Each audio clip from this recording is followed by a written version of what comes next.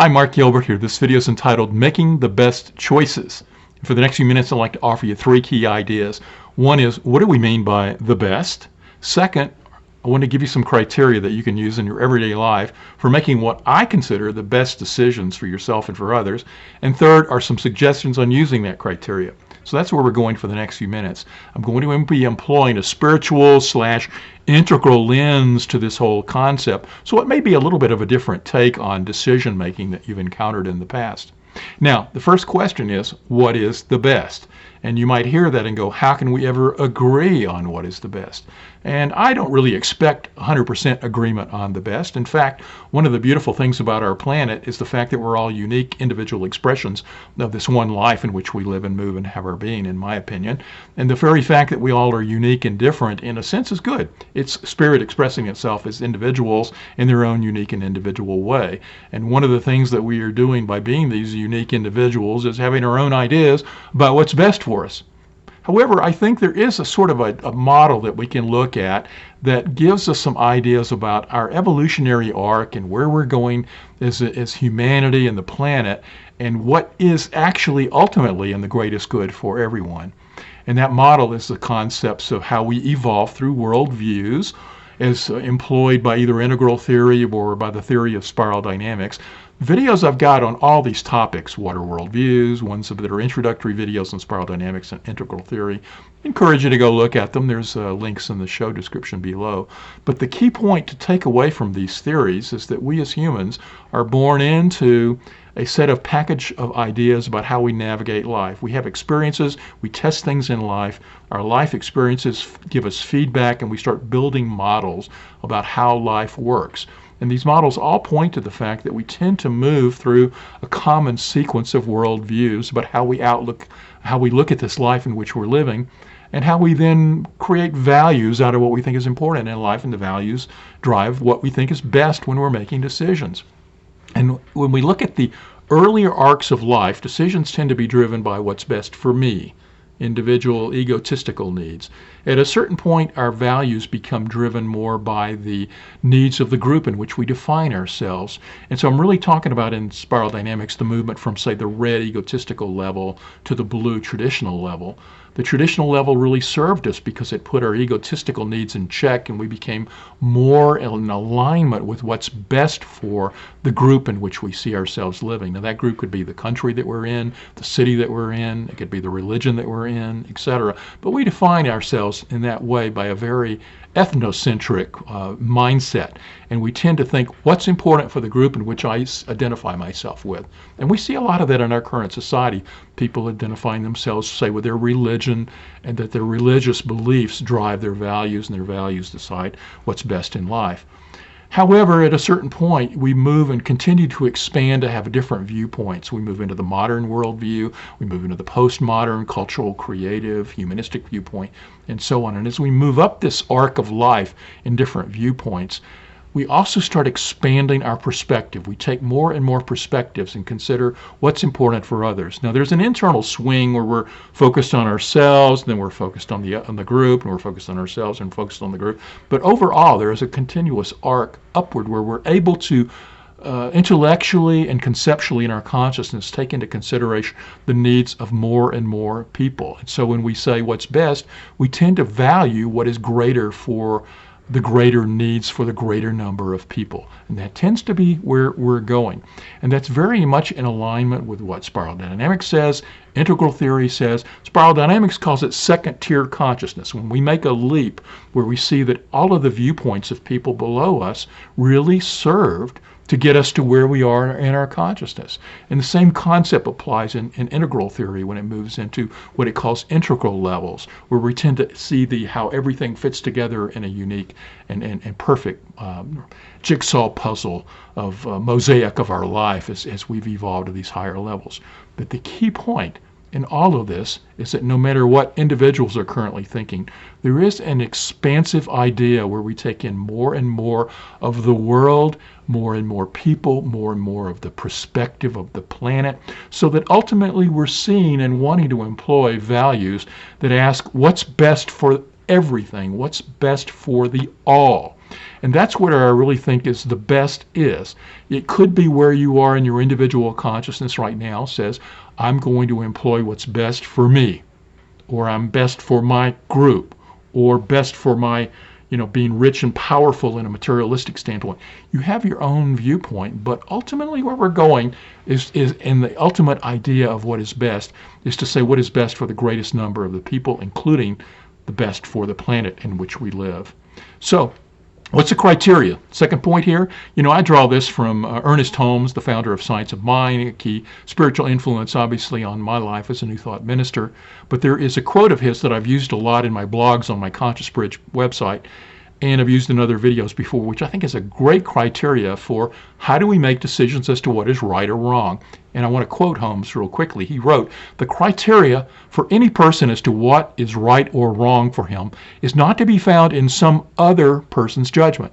The criteria is, does the thing I wish to do express more life, more happiness, more peace to myself, and at the same time harm no one? If it does, it's right and it's not selfish." That's the criteria that I think we can apply in making decisions in our own lives right now, is to say, does it express more life, more happiness, more peace, and does it harm no one? Well, what do we mean by express more life? Now, on the one hand, we can look at it from a personal standpoint as an individual. I want to express more life. I have more of the options, so that is this decision I'm about to make going to allow me to express my creative talents and abilities? I have within me a desire to be creative and to express myself and to live the fullness of my human experience. And so that living myself at the fullness of who I can be at its widest, most highest possibility is expressing more life, expressing more of my life. But I think Holmes also got at in this criteria that when we're looking at the decision of expressing more life, it's not just life within myself, but I'm looking at the one life in which we live and move and have our being. And so I have to then take those other perspectives, the greater number of perspectives. I have to take into account what is in the best need for my family, my children, my wife, my spouse, my people in my group, the people of the planet itself. As I expand my care and concern for a larger and larger number, I have to say, does this express more life for everyone, for all that is? Now, it's hard to always employ that in a realistic way in life, but if we can start taking a decision and looking at making decisions that are in the best interest for the largest number of people, then we're looking at what is expressing life to the greater degree. Is it bringing me more happiness? Am I happier? If I'm expressing life and I'm happier, and it's bringing more happiness around me, and it's bringing me peace and more peace around me, then that decision is a good decision. Now, again, harm no one. Harm no one. And when we look at a lot of the egotistical decisions or the ethnocentric decisions, we can say ultimately they don't rise to this standard, because oftentimes the decisions are what's best for me, and I don't care about you. Or what's best for my group, and I don't care about the other group. And we see that going on a lot right now in our world. And so then that brings me to my third point here, which is some real world considerations of how to employ this criteria when we're navigating around people who believe differently from us. Well, the first thing is to recognize that we're all in our unique individual stations in this evolutionary process. And that even though I am trying every day to employ the concepts and the criteria that Holmes is talking about here, of it, does it express more life, more happiness, more peace, and harm no one, other people are using their own criteria. And sometimes it's selfish, sometimes it's for their group, sometimes it obviously is harming others. And so it's difficult to navigate around when people are at these other stations. But I have to step back and say, okay, I understand why they believe. I don't agree with them.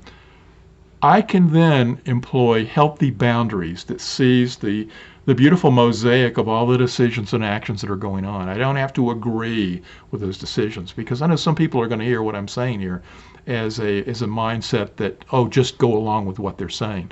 And I'm not saying that. What I'm saying is to understand where they are, understand their perspective. It's not to agree with it. In many cases, we have to disagree or take healthy boundaries against people who might be acting in a selfish interest or in an interest for their group, and we're seeing that great harm is coming from it.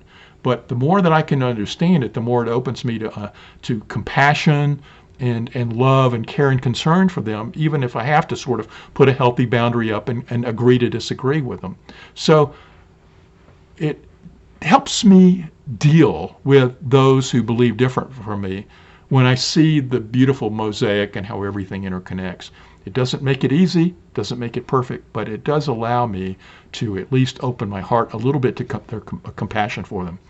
The second thing is that when we're trying to employ this consideration in our life, that it really does involve just mentally trying to expand my take on the perspective of the needs of others into consideration when I'm making a decision. Let me give you a couple of quick examples. Let's say you and your spouse are having an argument. You sort of dug in your heels, they've dug in their heels, and you say, okay, at this point we're both, have a choice as to what we want to do. So you ask yourself, what is going to be bringing, more life, more happiness, more peace, and not harm anybody here? Well, all of a sudden it calls you to look at the other person's perspective. Maybe they have a point. Maybe there is something in what they're saying that I need to take into consideration and maybe modify in my own actions and behavior. It opens me to saying, well, at least I'm not going to just dig in my heels and disagree with them because I've got to win the argument. It opens myself to what would be the most compassionate action that I could take in this moment, to hear them out, to understand their viewpoint, to, even if I don't agree with them, to at least let them feel like they're heard and find some common ground perspective or decision that will work for the best for both of us. Another quick example. Let's say you're called to move, opportunity for expansion in your career. You're going to be moving to a new location, but you've got a family and you've got other things going on, and in terms of people's lives being impacted by it. Yes, it's going to give you more money. It's maybe a step up the ladder that you're wanting, etc. So when you start looking at it, are you looking at it solely for my career, my financial abilities, my growth, or are you also taking into the needs of others? And the more that you can take in the needs of others, and the more you can look at the greater perspective, the more you're going to make the wisest and best decision in that case. In fact, every decision that we're faced with can be broken down to this kind of decision. We can look at it and say, okay, what is in the best interest for the widest number of life, for the planet itself? Does this express my life, bring me peace and happiness, and harm nobody? And does it also do that for the widest number of people? Or am I making a decision that's causing harm? Is it selfish? I think if we can apply these criteria in our worldly decisions, we're going to be making the best decisions. And the final recommendation for you in using this criteria is to recognize that we are all evolving and growing and we're not perfect. Yes, there's going to be times that you're going to make a selfish decision. There's going to be times you're going to make a decision for your group and not the other group. There's going to be times that you're going to look back and say, well, that was not the best decision employing this criteria. Be okay with it. Don't beat yourself up about it. Just know that you're continuing to grow and evolve and to expand in your ability to make decisions for the widest and best interest for the most number of people. And if you can do that every day, if you can do it just a little bit better, then you're going to make your life and your sphere of influence around you in your life a little bit better, and that's going to impact that around you, and it's going to cascade out and make a difference on the planet. I hope this is helpful to you. I hope that you find some usefulness in the criteria that I've outlined for you, and that you've enjoyed the video. I would appreciate your feedback. Be sure to put a comment in the comment field below. And as always, I would love it if you subscribe to this channel. It helps the channel to grow and for us to reach more people. So thank you for listening.